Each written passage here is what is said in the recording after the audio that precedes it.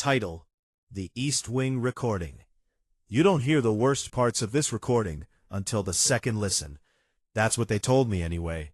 I didn't believe them. The building had been abandoned for over 30 years, but no one in the nearby town would go within a mile of it after sunset. They called it Black Ridge Asylum. The name alone felt like a warning. I was there for my podcast, Urban Legends, Haunted Places, Debunking the Unexplained. That was my angle, at least officially. But secretly, I wanted something real, something undeniable. Black Ridge was supposed to be that place. The front gates were rusted open, as if something had forced its way out long ago. The wind didn't move inside the building, but the doors still creaked as if pushed by unseen hands. My flashlight beam cut through dust that floated too slowly, like it didn't want to settle. I started recording as soon as I stepped inside. "All right," I whispered into the mic, trying to keep my voice steady. "It's 11:42 p.m. I'm inside Black Ridge Asylum. No electricity, no signs of squatters, just me." That last part wasn't true. I just didn't know it yet. The first sign was the breathing. At first I thought it was mine, echoing oddly in the long hallway, but when I stopped, held my breath, it didn't stop. Slow, wet, close. I swung my flashlight around, catching peeling paint and broken wheelchairs, but nothing alive. The sound faded only when I spoke again, like it didn't want to be noticed. I kept moving. The East Wing was where the worst patients had been kept. Violent cases, isolation cells. That's where I was headed. The door to the wing was already open. Not broken open, opened. I remember hesitating then. Something about the darkness beyond that doorway felt thick, like stepping into water. Still, I went in. The temperature dropped immediately. My breath fogged in front of me, but the air didn't feel cold. It felt wrong, heavy, pressing against my chest. That's when I saw it, at the far end of the corridor. A figure. Tall, too tall. It stood bent at an unnatural angle, its head tilted so far to the side it looked detached. Its skin, or what I thought was skin, hung in strips, like it had been peeled and then poorly put back.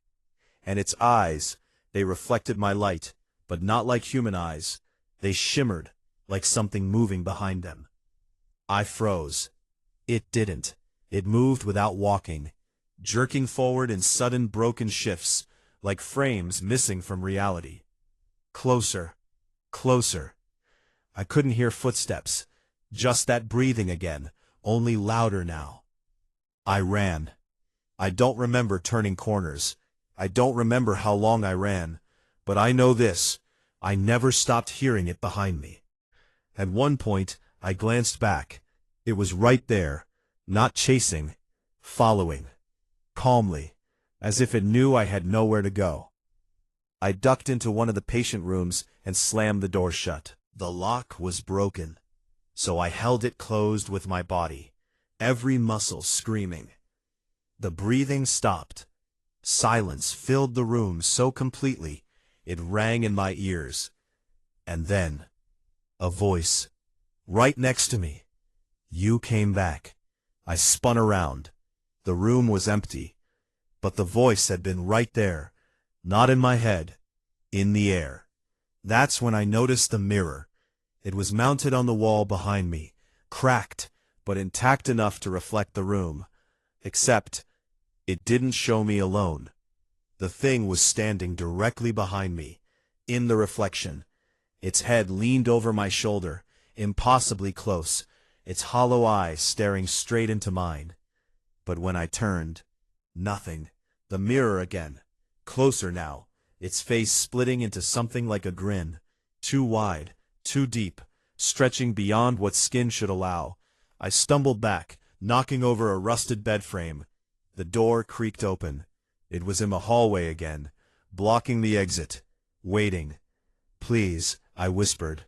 I don't know why. I don't know what I thought that would do. Its mouth opened, and the breathing stopped, replaced by something worse. A chorus of voices. Dozens. Hundreds. All whispering at once, overlapping, frantic, desperate. Stay.